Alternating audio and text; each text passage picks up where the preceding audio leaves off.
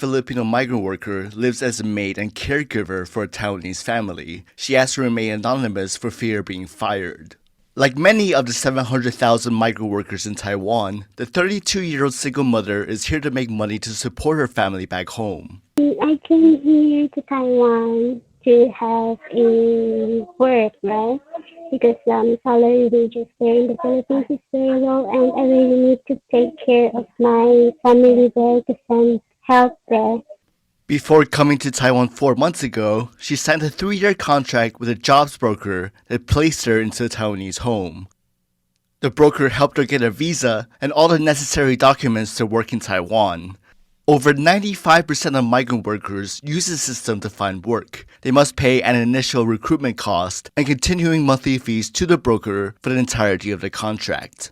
Every month we have a 2 years contract here, right? So every month, for the first year, we're paying 1,800 NT for the first year. For the second year, 1,700 NT.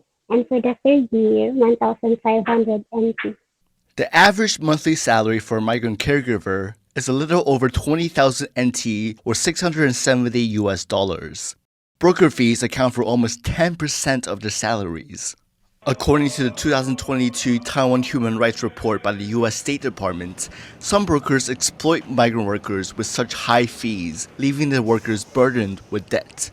Researchers at the Taiwan International Workers Association, a migrant worker activist organization, say workers can also face many unexpected fees. Some even owe their brokers up to $7,000.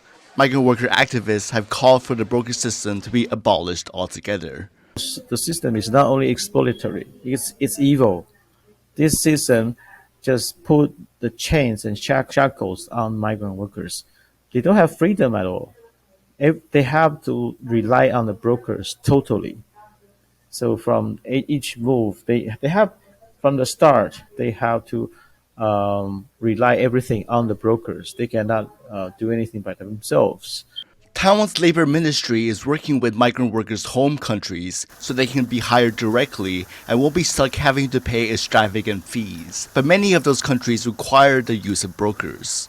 其实在来源国的部分有一些就是他们自己母国国内法的规定，他会去规定说有一些业别，他会强制说你一定要用这个中介的方式引进。Migrants are essential to Taiwan's economy. They work as home caregivers, work in factories, and tackle dangerous fishery jobs. To try and attract more foreign talent, the Ministry of Labor announced last year it would ease measures for migrant workers to gain residency. That means more agency for them to choose where they live and where they work.